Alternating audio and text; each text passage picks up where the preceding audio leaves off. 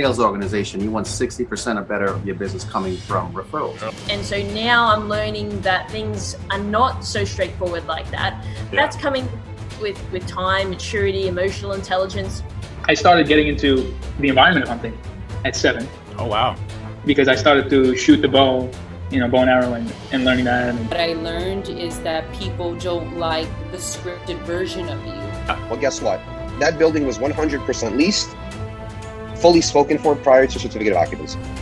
I think that people don't see that. They just think, like exactly how you said, like it's just like, oh, I just woke up here. There's two sides to passion, right? There's a harmonious side and there's an obsessive side. Sometimes you expect the punch because that leaves the person open. So, I knew where to take my hits. I knew when to duck. He looked at me straight in my face and told me, listen, I'm good whether you make it or you don't. I'm good. You're not. Welcome to another episode of the Bottom Line Podcast, where we say what we mean and we mean what we say, because at the core of everything that is, was, and forever will be, there will always be the bottom line. Today's guest. All right, ladies and gentlemen, welcome to another episode of the Bottom Line Podcast, where we say what we mean and we mean what we say, because at the core of everything that is, was, and forever will be, there will always be the bottom line. Today's guest, I've got my Brooklyn guys with me. First of all, happy spring selling season.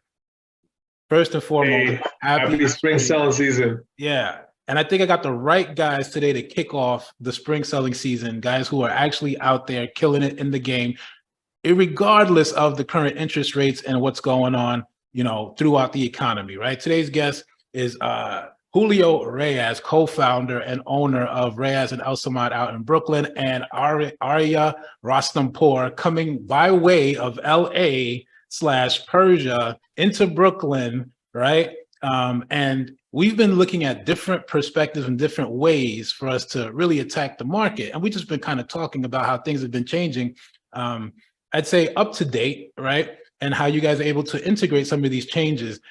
First and foremost, right? How are you guys doing right now with the spring selling season just getting started? What are you guys looking forward to, right? How are things going? Arya, we'll start with you. Everything's good, man. We started the year with a bunch of good LOIs. We're putting some offers in, and we're just waiting on these sellers to respond to us, So it's good. Winter was obviously slow. Interest rates have changed the game a little bit, but we're shifting our focus and, going after the sellers and seeing if we can be more creative with our financing. Nice. Yep. And you guys, you focus primarily on, so it's commercial leasing, commercial sales, residential sales, and rentals as well, right? Pretty much. Yeah, what we focus on all the pillars. I think you just named 4 of them: residential leasing, sales, commercial leasing, sales. Yeah.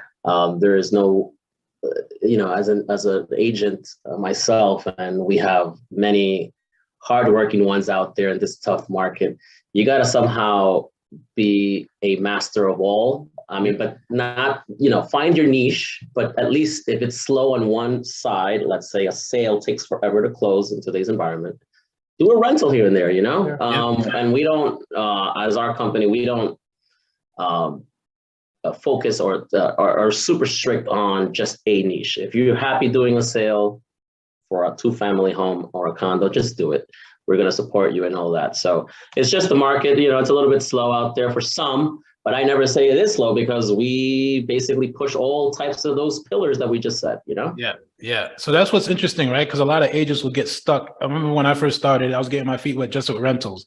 And I didn't want to do rentals, but I needed money. So I was doing rentals, as many rentals as I could, right? And what happens is a lot of agents get stuck with just rentals, right? Or they get stuck with just sales, and the sales take long and they don't know how to, do both, right? So what's interesting about what you guys are doing, and another one that's really hard, is to do commercial deals, because commercial deals have a longer turnaround. Yes, they're bigger checks, but there's a lot more variables there, right? And people kind of get stuck and they get frustrated and they kind of lose track of, how to close the deal. So there's a lot that goes on there. So when you guys are going through these transitional periods, let's just call it like these transitional periods, right? Where you have high interest rates, rents are high, right? Maybe on 2-family or 3-family, multifamily units, multifamily properties where you have that are already occupied, right? You have longer turnarounds for people to either get out, vacate the properties, right? How do you guys manage your team's expectations, right? With all the variables, how do you manage to do all four and still have fun doing it with everything going on right now? I would say we try to hire like driven and focused realtors, just because it's a passion thing for, at least for me at least. Yeah. So I have fun with it. It doesn't matter if it's a little, a rental here or there, like a $3,000 apartment. I mean, I'll have fun with it. I've been doing it already about 6 years. I mean, I've been in real estate for 10 years. Right. So you would, what would you say? Yeah, I mean, you never know if that rental client is also going to turn into a selling client, or a purchase. So, excuse me. Plus, those rental clients probably have friends and family, or the commercial client as well. So you got to just keep your eyes open, be open-minded, and just keep on moving forward. Because the deals that you're taking along on, the commercial deals, for example, they take 3 to 6 months on average, right? Yep. I mean, we've been going back and forth with this one seller for months now, and we haven't even got a contract out. So it's like, hey, in the meantime, I'm not just going to sit around and mope around. I'm going to go get some deals done. Right. We did a $3,000 rental that we made almost $7,000 on. So it's like, hey, you just got to be creative. Don't be lazy. Don't get stuck in your head. Yeah. And just keep moving forward, or collaborate. Call a broker. I'll be like, hey, are you looking for something that you're not finding? Maybe I can help you find it. Let me get a referral fee. There's so many ways to make money in real estate. Yeah. So if you're telling me you're not making money, you're just not trying hard enough. You're not being creative enough. And that's really it. You're just lazy. Yeah. No, I hear you. I agree 100%. Here's the deal, right? When you know you have to pay bills, right? And you know that people are relying on you. Here's the funny thing. There's two things, right? You've got having to pay a bill. Then you have a seller who really believes in what you told them. Right. Right. And if you had a seller or even a property owner who needs to get out of debt, needs to satisfy a debt, right? And you know that person has been calling your phone and they've been talking to just you. You get to a point where it's like you have to become creative and you have to deliver, right? And it's what I find for me is like it's no longer about just the check that you're making at the end of it. I think it's what you said is key, that a lot of renters can become homeowners and vice versa. Right. So it's about keeping that network, right, and working that network and coming through, right? When you said you were going to come through, what's interesting about you guys always have like good energy about you, right? And every time I talk to you guys, you're like traveling and you got other things going on. It's like, yes, you coffee. Is it? Right. But I think it's more like the mindset too, right? Because it's like I haven't heard, and we've been talking for a long time. Like it's been like what, almost 2 years, 3 years, maybe.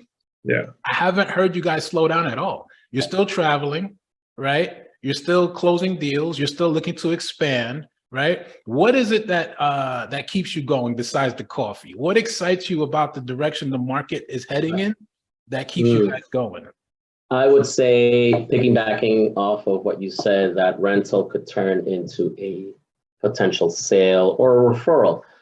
The art of the deal, and I don't want to say the ominous name that who created that book called it The Art of the Deal. Yeah. I'm just going to say one thing. Following up is key. So, 100%. 100%. And because it's an art of one of the many arts within a deal,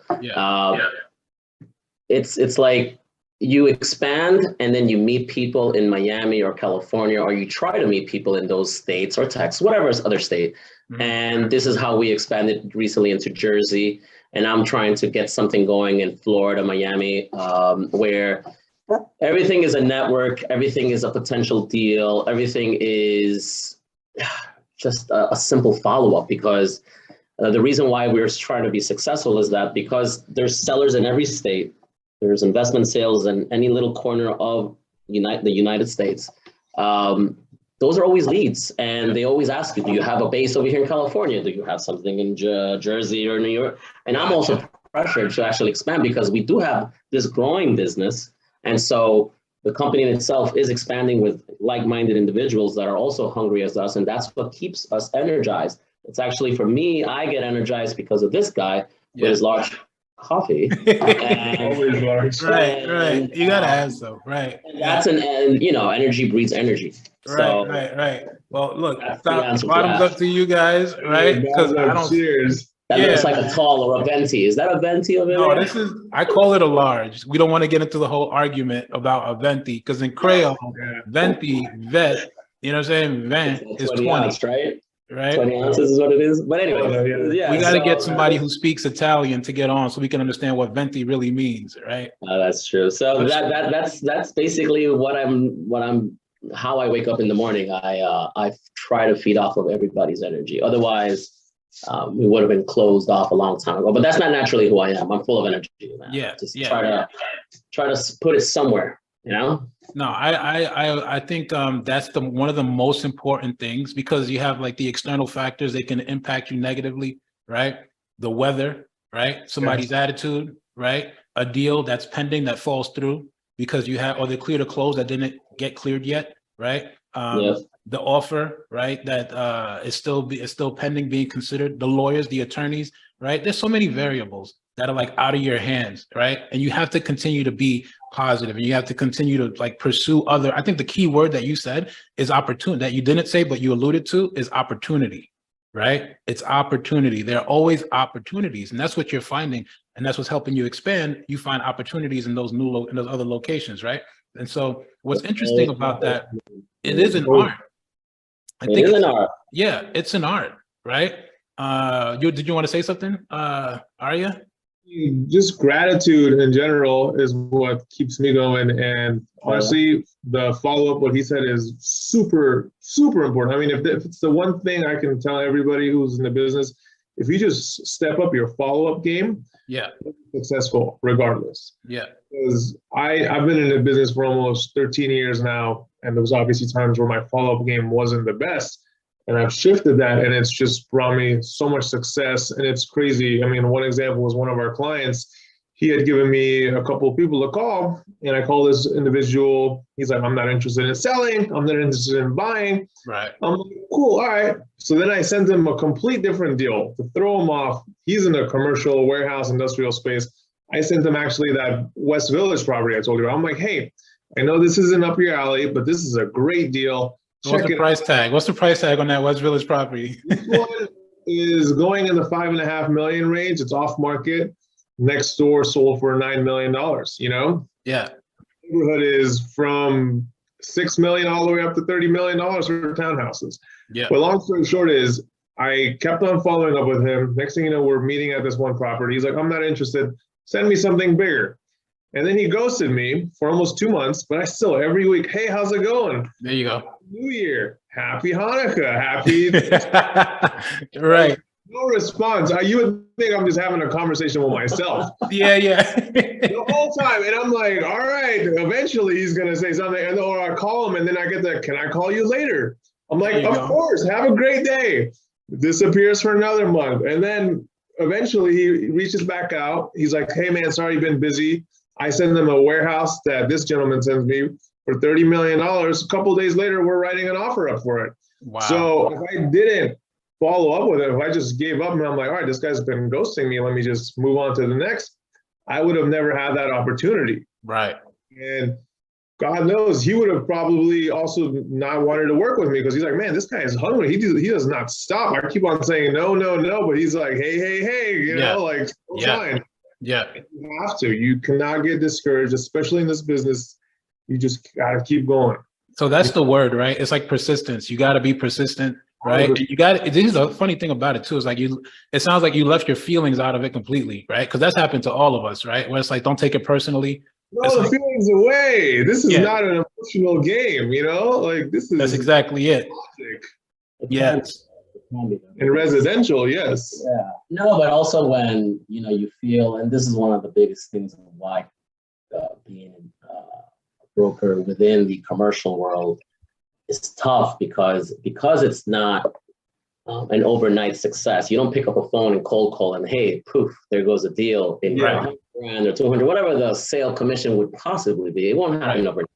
And you build a relationship for 2 years. It could be 3 years, but at the end of the day, it can be discouraging if it doesn't happen the first year. And then, we always tell our newer associates that it's literally you're planning a deal for next year. There you go. Working something right now for next year. It's your pipeline deals. Those are your babies. Those are the ones that you nurture. Those are the ones that you bring up that will hopefully turn into a deal. Yeah. And they usually do. It's just that you have to nurture that like it's your own. So yeah, it can be discouraging for the new hires, yes, but that's I just try to just give them a splash of water. Right. Period.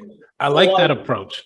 Pour water in your face, man. It's not gonna happen today, but it will happen. Just believe in the process. Yeah, I think what a lot of us do, I know when I was first getting my feet wet, I didn't have a realistic timeline. You know what I mean? And I think for you to establish that timeline and you say, you know what, you're cultivating, you're working this deal for like a year, right? That gives them an idea, okay, this is what I could do in that amount of time. This is what's funny, right? I have like a 48-hour follow-up. This is what I do. That's what I tell my people to do. Follow up in 48 hours. Doesn't have to necessarily be with the last thing that you guys had the conversation about the product that you're selling, about the service you can offer. See how they're doing. Just check in, say, hey, how's it going? How's the family? You know what I mean? Because what you'll find is that people have their own lives. They've got, you know, commitments that they made before you even gave them a call, before you reached out to them, before they even knew you existed. They had their own prior commitments. And they probably are committed to those commitments. It could be a vacation.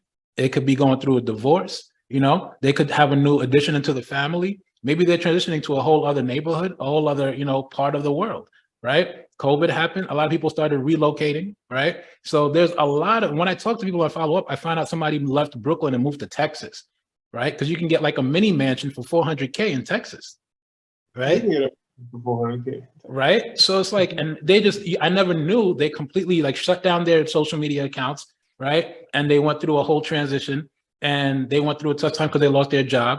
And they reached back out. And when I talk to them, they're like, oh, I'm in Texas. I'm like, really? What part? Houston. Wow. And I haven't been in touch with anybody. I've been starting over brand new here. Right. And it's like people have their own things going on. So I like what you said, Arya, like leave your feelings out of it.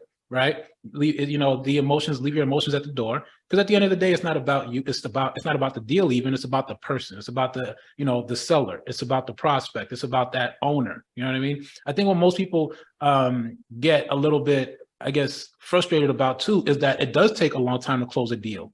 It does take a long time to get a response. It does take a long time to get an offer accepted, right? And to have that realistic timeline, it's like, okay, in 3, 6, 9 months, this is what I should expect, right? Let me get this deal pending. Let me go work another one. Let me get this deal pending. But then today you have a few things that's like, you know, really kind of slowing things down or like delaying the process. You've got interest rates, right, that are high. You've got this chat GBT now that a lot of agents are afraid of, right?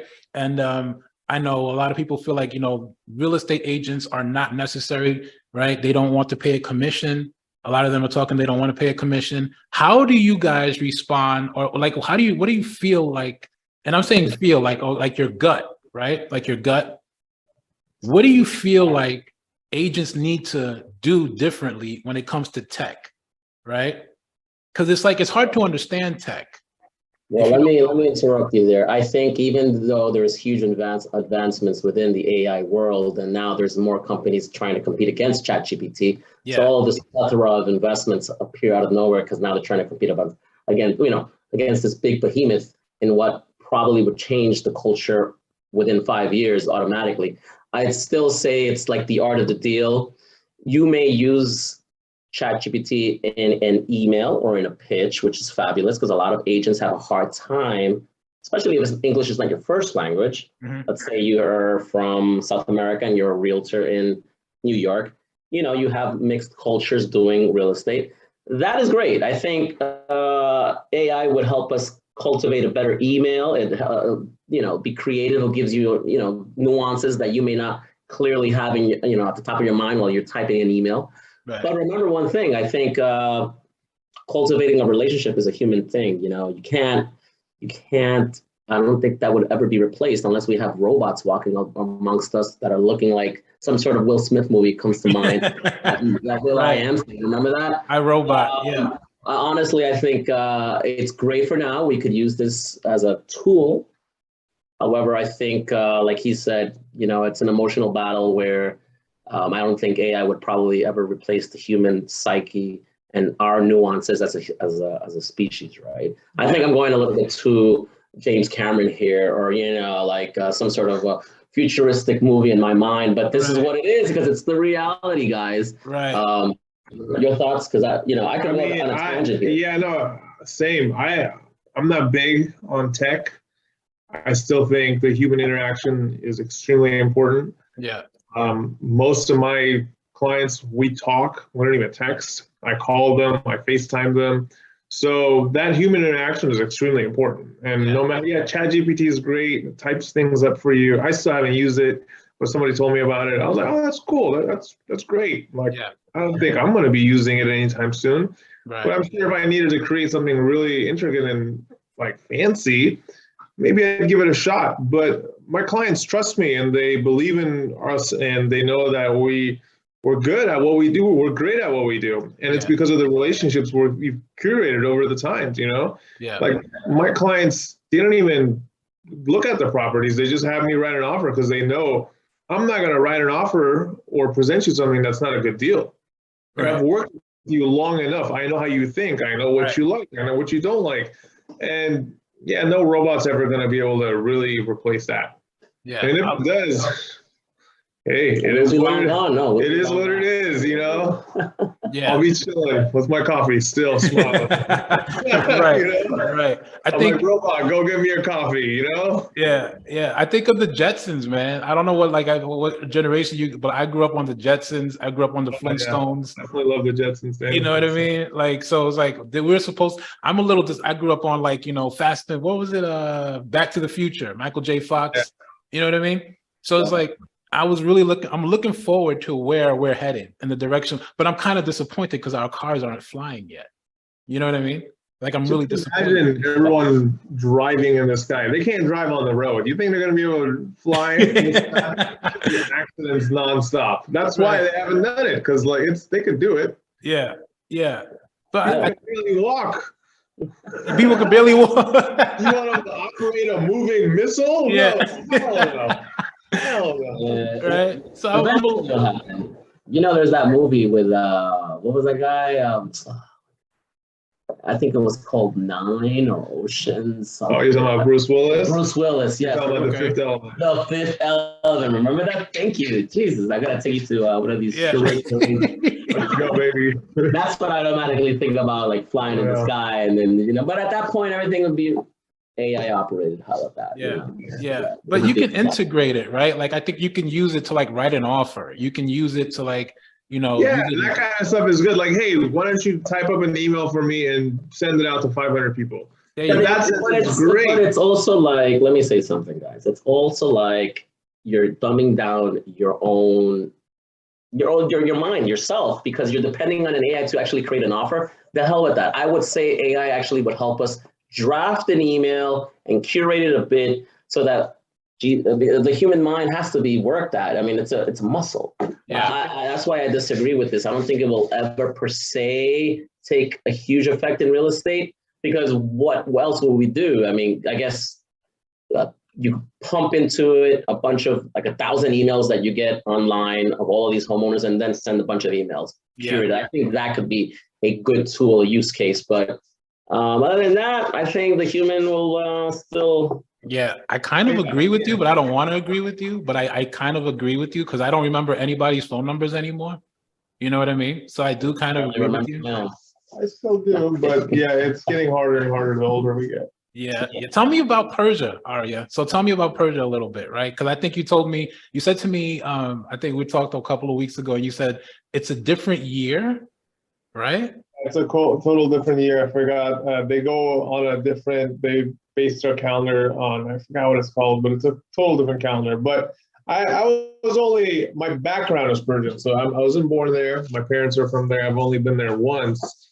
Beautiful country. We have some of the most genius people in the world, but unfortunately, things are in an unstable state. Yeah. Well, I ask you that because Persia used to be an empire. You know what I mean? And I think today you have to have in the world. Yeah, right. So I think today I look at civilizations and I look at, how civilizations are created. Right now I'm watching this show is called Kurulus Osman. I think they have Kurulus Atrugul on Netflix. That's how I got into it. It's like Turkish history. Turkish history. Yeah, and it's just like wow, right? Because they literally were shepherds, right? Goat herders, right? And they started with nothing, but they built an empire and they ruled for about 600 years. right? And even today, Istanbul in Turkey used to be Constantinople, right?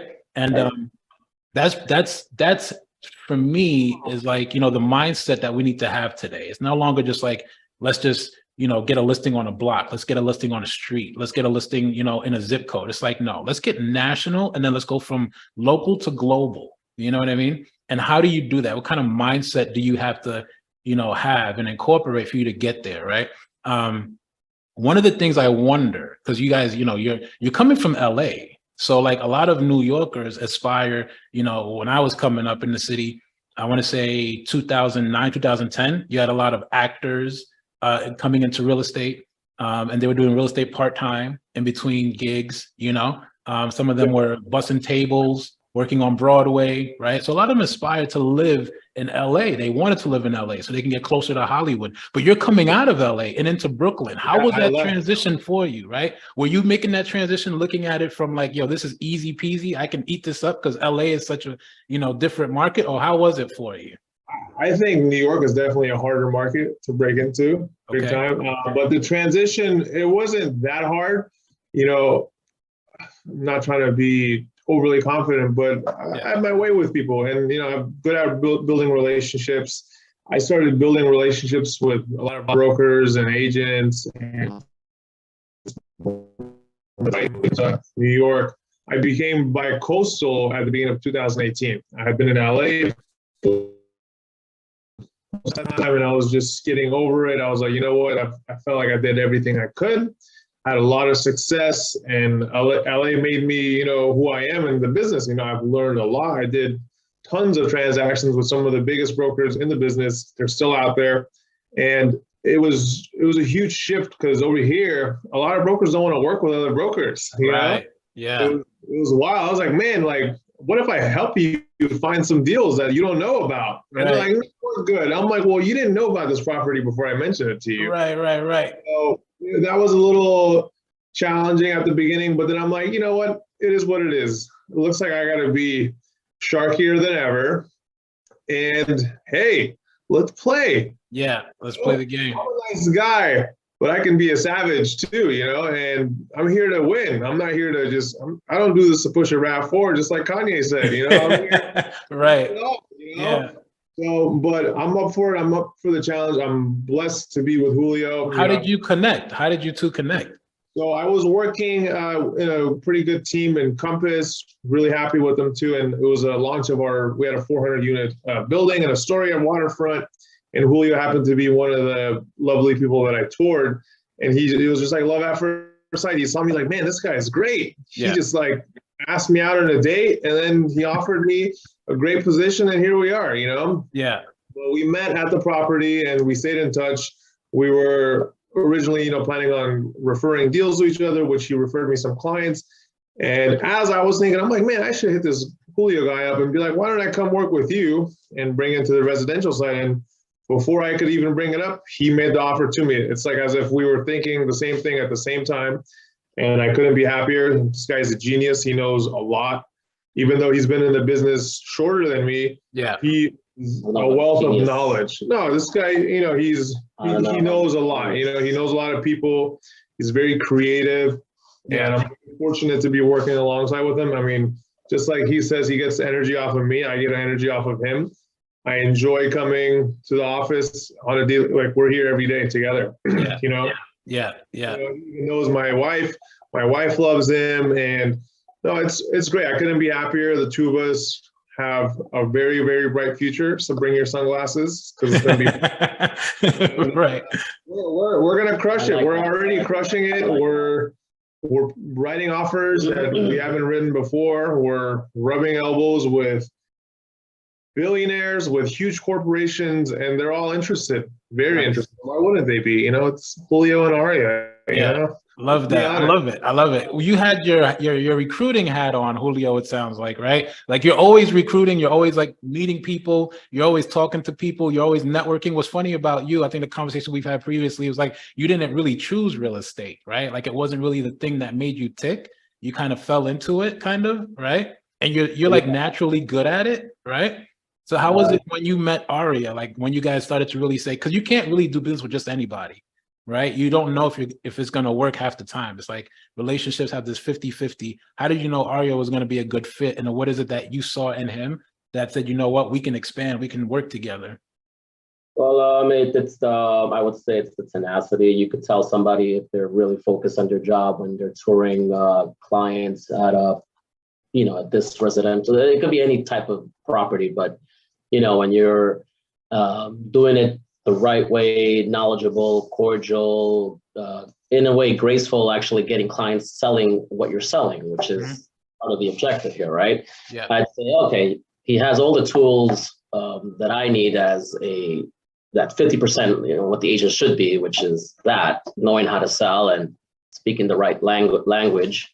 But if he comes over with us, I feel that we have the tools within our organization to actually broaden his horizons, or broaden a lot of people's horizons, because we actually focus on all the 4 pillars as we discussed earlier. Yeah. It's not just residential leasing. I mean, that's just a facet of real estate. There's so many things that a lot of people would like to learn. Anything from title insurance, from commercial, how to underwrite a deal, multifamily, what is a cap rate, what is a cash on cash? Right. There's so many things in real estate that people don't know about as they're coming up as a salesperson in any state, right? All they teach you is just to open up a door, sell, and that's it. But there's be a tour guide. Yeah. Tour guide. I mean, anybody could be a tour guide, but when you're a sponge and you're willing to learn, nobody knows everything, honestly. Nobody. Yeah. I don't even know everything. I'm still learning every day. So I appreciate the relationships that we've built because those guys are also teachers, right? Your developers, your clients are also teachers because they're in it to win it as well. They're doing real estate but in another facet, but you still listen and learn. And so that's why I felt it was a good fit, because he can be a sponge, every day is a new learning curve. Yeah, no, I hear you loud and clear. You know what's funny is, like, some people talk the talk, you walk the talk, my man. Like, that's just the way it is with you. Like, it's like all experience, and it's like, I've done this, you know what I mean? And here's what's funny. I think always be recruiting is one of my mantras. I live by that, you know what I mean? And always be learning is another thing. What do you think? Because I'm like listening to people talk, and the narrative is crazy, right? It's kind of like, it's harder to make it today, supposedly, than it was 10 years ago, which is not true. I don't think so. I think it's easier to make it today versus 10 years ago. Even the changes that I've seen when I got into the game in 2008, we were collecting OPs. We were like, collecting like the owner paid to get a unit occupied in the city. And it was like, Arya, you're 100% right. Like, people don't want a co-broke. That's it. And then when I came into the game, it was like co-broke or go broke. You know what I mean? And the reason why is because people didn't know how to command a commission. They'll come in, they was like, I'll just take whatever you give me. I'll take 2%. I'll take. They don't have it to split it. You know what I mean? And they weren't trained, right? It's because they weren't being taught. There wasn't ongoing learning. There wasn't ongoing training, and the continued ed wasn't like emphasized. You know what I mean? You need to have continued education. I think we need to have some of these experiences so that we can get hungrier, so that we can develop that grit. You know what I mean? And so there's blood in the water, and you can smell that blood in the water, and you're going to go after it. It's shark versus shark. That's the game, right? And I like that you referenced the art of the deal, because I'm listening to this guy Trump talk, and I'm like, yo, this is what I came up under. I came up under guys like this. It was like everybody was like a little Trump. Everybody. The other day I'm watching Ray Kroc's The Founder, right, on Netflix. And Ray Kroc was no different than Donald Trump. I think Ray Kroc could have literally been president of the United States. Then you've got a guy like Howard Schultz, right? Starbucks, right? Came out of the Williamsburg projects, a young Jew, you know what I mean? And you're looking at him and you're like, yo, I know that struggle. I can relate to that struggle. And look what he did, a worldwide business, a global business with Starbucks, right? Howard Schultz, you know what I mean? Could have easily become president, decided not to. And then the list goes on and on. You've got Charlie, what's his name? Charlie Kushner, right? Jared's father, okay? I mean, and the list goes on and on. So I think today it's easier to do deals. Today it's easier to learn from other people's mistakes. And I think one of the best lessons we've had recently was the bank failure, right? Signature and the SVB that recently happened, right? What do you think are some takeaways that we could take away from that? One of the things that I think a lot of people are doing and they're scared of is like, oh, I don't know if my bank is safe right now, right? And I don't know if lending is I don't know if lenders, if I qualify for a loan right now, right? What do you think some takeaways are from the recent bank failures? That's a great question. I would say that a takeaway, if I were to buy a property, Signature is a great bank. A lot of New York investors, a lot of my clients use Signature Bank because they're very real estate friendly. They give you, they'll be there. It's like a la carte type situation with Signature and SVB as well. Yeah. They're very rate friendly, or what it was. I would say a takeaway is probably not put all your eggs in one basket. I mean, yeah. we don't want the Chases and Citibanks of the world to keep getting larger, but you know what?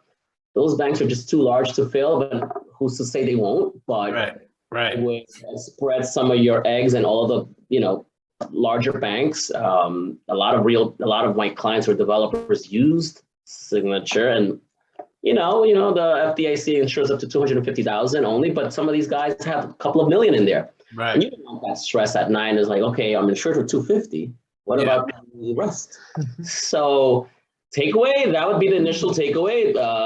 Puts 50-50, on the bigger banks, I don't know how that would work strategically for some investors, because normally, these type of banks want to see all your money in one, just to have some sort of a good balance sheet there, like some sort of a comfortability factor within the bank and the developer or investor. Yeah. But other than that, that's my only takeaway on that, of how to leverage that. Just, don't put your eggs in one basket. Yeah, I agree. What's funny too is I used to collect proof of funds from investors when I was first starting out. And here's what's funny. Guy shows up in a beat up Camry, okay? And, in construction clothes, all right? And he's touring the property. You're talking in Crown Heights, you're talking maybe in Bushwick. This happens a lot, right? And then you ask for proof of funds, guy will give you 3 different bank statements from 3 different banks, all adding up to like $2 million, right? And it's not him alone. You're like, okay, who else is there? Oh, there's my cousin, there's this guy, there's this other guy, and they're all like, now you're talking to 5 or 6 different people who all pool their money together. You know what I mean? And I learned a lot from being in the game, right? So when we collected proof of funds, it was like, okay, so I need all 4 bank statements to be from last month, please. You know what I mean? Because it's like they knew how to diversify. They knew how to, because it is only up to 250, but you don't know that if you're not playing at that level, right? Yeah. So I think that's something that agents can learn. You know what I mean? And it just speaks to what you just said, to your point, right? Don't put all your eggs in one basket, right? Because it's not all at risk. I think that's a really good point. Look, I mean, alluding to the fact that these corporations, these banks rather, it's a tough cookie to swallow. They play the aggressive game. They also are in the business to make money. These banks, right? And I can't blame their perception of how to make money. I mean, I would have done the same thing, but a little bit differently. But in hindsight, anybody can analyze what went wrong with the deal and then be nitpickers and criticize in hindsight. But as agents in this world, we just have to be now more diligent with, I guess, not even the buyer in itself. I'd say be more careful on how you push the buyer, because the buyer in these next, I guess, 90 days. Yeah. Very interesting to see how buyers react to acquiring certain commercial assets that we're going to sell them, because there's a lot of them that use Signature Bank. And obviously there's more on the way. Credit Suisse is having an issue right now. Right. So it's like, they're probably going to be a little bit more hesitant on making an offer until they know they have transferred their money over to a JP Morgan or Citibank or whatever the case may be, right? Yeah. Because they're probably walking on eggshells. Yeah. Okay, I like that. And the last thing I think I want to touch on is, while you're here, right? You're traveling a lot. Both of you guys are traveling a lot. I think, Arya, you have a trip coming up, right? Next week. Next week, where are you headed? I'm just going to Central Florida, check on some of the properties that we have out there. Yeah, and then I think you recently just came back from Miami too, right, Julio? Right? What are you seeing differently in different, markets, and then you're also expanding out to New Jersey, right? So are you seeing that there's like a shortage of housing, like, developers are building more? What are you seeing? What do we look forward to during the spring and summer selling seasons? Well, I would say that yes, developers are building more, but because of COVID's, spike back in the heydays, it created a lot of supply chain issues, and supplies in general have become overly expensive. Sheetrock wasn't what it was then. It's becoming very tough to make any sense of profit. When, yes, I agree, there are developers still buying, but you're going to have to buy that land at an extremely low cost basis where it pencils out. Otherwise, forget about it. Yes, I went to Brickell. We analyzed some sites to develop. Some of my clients were looking at. Yes, they may work, but because construction prices are so expensive, and obviously coupled with the high interest rates, it's tough. How are people affording Brickell? Like, Brickell is even I think the highest rents in the country, right? Yeah, you can make sense of it because the rents are high, but you're going to have to find a good deal or maybe partner up with the landowner in order to make sense, because the land bases are so expensive now because, Brickell is Brickell. Mm-hmm. But the construction cost has always been, it's kind of slowing down a lot of deals in Jersey, everywhere, and generally speaking. So unless you got a good deal, I find it very hard for developers to keep expanding on new housing, right? Yeah. I mean, what they're doing is they're still developing, but I'm seeing a lot of, instead of doing apartments, they're doing condos. Because, just like you're saying, it doesn't pencil out. To a rental, you're not going to get your money back, but you can get your money back on condos. Gotcha. And so it's weird because obviously the interest rates are crappy right now. They're getting a little bit better, but people are still hesitant and everyone's freaking out, and the average person doesn't know what to do. They're listening to all these headlines and they don't really know what's going on. Just like we don't really know what's going on. It's all just a bunch of fugazi. So I think rentals nationwide has slowed down. I mean, I see it big time. Everyone who's building is trying to just pivot to condos. Gotcha. Okay. Yeah. So that's something to look forward to. I think for people who don't know what to do, just study the markets, see what's happening across the country, right? Compare that, maybe do a comparative analysis, right? Locally, right? And see how that compares. I think people are coming in from different places around the country. They're looking for better deals, right? So do a little bit of research and partner with your local, if you're part of an agency like, Reyes and Elsamad, talk to your sales director, talk to your VP, talk to your sales managers, right? Don't try to figure everything out yourself, right? I think agents need to hear that more, need to be more proactive. Jump on a Zoom, right? Schedule a call with your VP, with your sales managers, right? They have more knowledge about what the marketplace looks like now and what it could look like later on, right? I think it's about being collaborative, especially now during these times, right? You guys are amazing. I know you got money to go make, people to go meet, elbows to go rub, hands to go shake, right? Right? More coffee to go get. Yeah. So thanks for taking the time, man. You guys are amazing. Any final thoughts you guys want to leave with us before we wrap up? Don't stop the grind. Just keep on following up. It's going to happen eventually. Follow up is key. Yeah, and I appreciate your time, Dennis. Always a pleasure to have you and have us on your podcast. Looking forward for more of these impromptus. We should do one next time with maybe obviously we should do coffee with Dennis, 12 a.m. 12 a.m. No, 11 a.m. sharp every Fridays. Catch us on his podcast. But ideally, I'm just. Yeah, we can figure that out. We'll figure it out. Every other something. We'll figure it out.